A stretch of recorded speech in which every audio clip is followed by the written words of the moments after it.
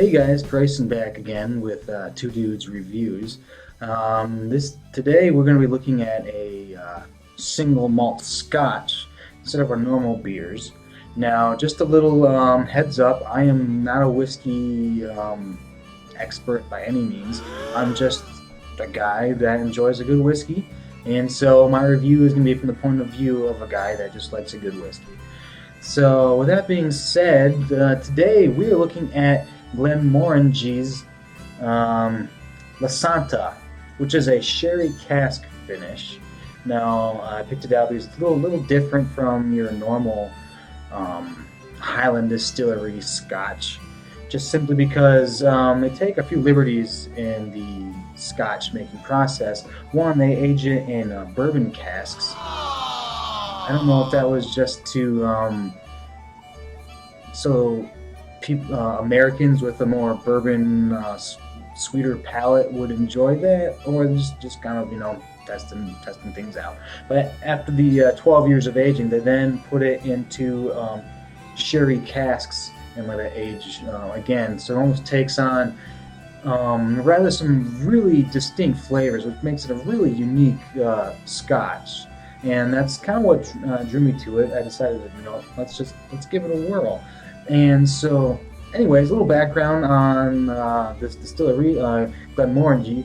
They started up in 1843 out of Rossshire, Scotland, and it is categorized as a Highland distillery. And a little side note, if you're wandering around Scotland, you just have to look up because they do have the tallest stills in the country. And one side note, it's kind of interesting, I guess. This distillery is now owned by LVMH, which is what occurred when Hennessy and Louis Vuitton came together to just sell clothing, watches, spirits, whatever. So yes, the people that make the overpriced bags, or underpriced depending on who you're talking to, the fine leather bags also sells you your whiskey. So I guess the next time your wife or your girlfriend or whatever asks you to go out and buy her Louis Vuitton, just show up with a nice bottle of scotch and say, here you go. Anyways, if you haven't caught our reviews before, we break it down into 6 different categories. That is smell, taste, value for price, drinkability, distinction, and would I buy it again. So, that being said, let's get to the whiskey or the scotch.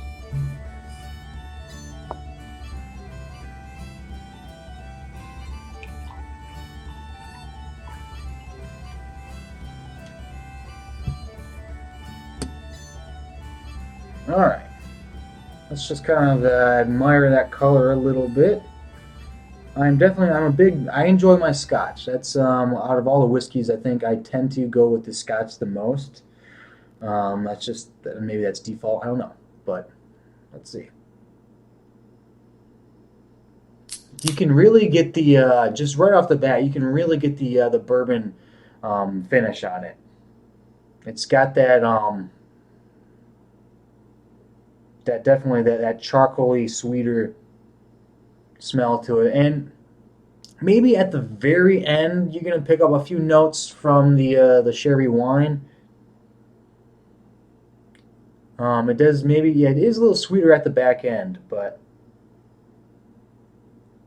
and I feel like the more I'm smelling it, the more I'm getting the sherry and the sweeterness to it. It's a very interesting smell. And I find it's a more complex smell than what you normally get with your single malt scotch. It's a little more straightforward. This, I think, with the layering of just subtle flavors, it definitely brings out a completely different smell. So it's not a bad smell. It's very unique. And so for smell, I'm going to recommend the Glenmorangie. So, all right, moment of truth. Let's taste it.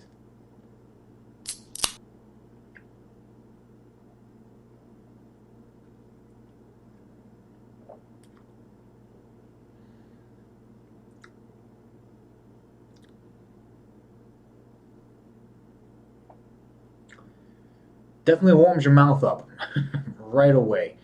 Doesn't burn. You can feel it down the back of your throat a little bit, but warms you up in your mouth real quickly.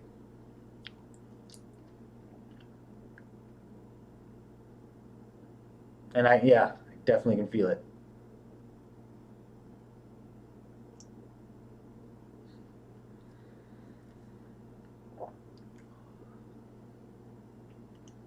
Aroma caught my nose.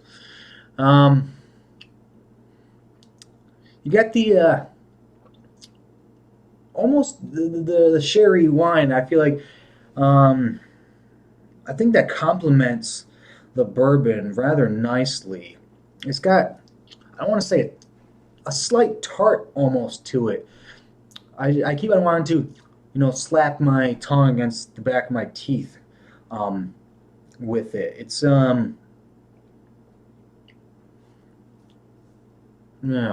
definitely a little more sweeter than what your normal Scotch might be.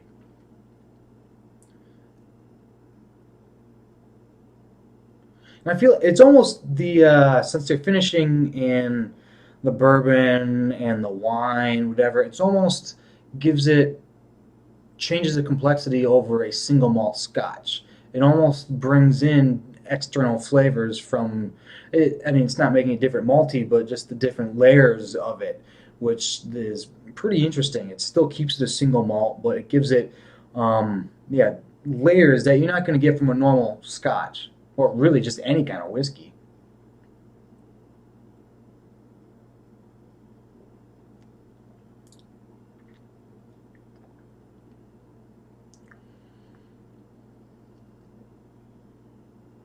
Yeah, a very there's definitely a, when you first sip into it, it's almost like a burst of floralness. But it's it's like the floralness wants to escape, but then it's ring back. It's rail whatever. It's brought back in, and you're just left with the little hint of the sherry of the wine. Now, kind of that seems to be like the lingering. It's almost the flavor of your normal single malt and the sherry kind of merging together at the very end. That's the flavor that you're left with. It's very interesting, and so yeah, it's definitely different. And if you want a different solid Scotch, I'm going to say for taste, absolutely. Now price. The price tag for this it's probably going to depend on where you're buying it from. It's going to range, you know, excuse me, right around the $50 mark. You might be able to get it in the low 40s, but it's going to be between your 40 and $50. So it's not super expensive for scotch, but it's not, it's not on the low end either.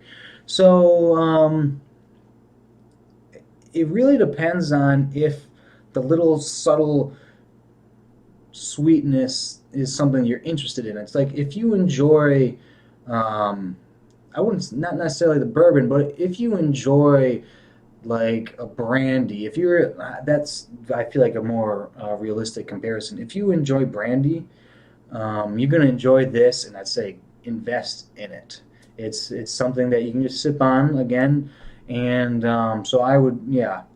And but if you're not, then that's the problem with some of the I don't know if you call it experimental, but with some of these kind of whiskeys, you don't know what you're going to get yourself into, and so that makes testing it out sometimes a little tricky. Um, so for the value for price, I'm going to give it a half out of one, simply because you're going to be able to drink it all. That's for sure. But I mean, it's $50, and so I mean, $50 is $50, and you're gonna go in there not completely sure if you're gonna really like it or just, I'll finish it kind of thing. So yeah, I'm gonna give it a half. As for drinkability, again, that kind of stems off of do you like the sweeter brandy sherry wine hint at the end? Is it gonna bother you? Is it gonna boost your enjoyment of it? That's really what it comes down to. Me, I wouldn't say I drink a lot of brandy. I don't know when the last time I just had that was, but as for just being able to sip it and drink it, it's well, I feel like there's almost a toffiness to it now. I think as the air is allowed it to.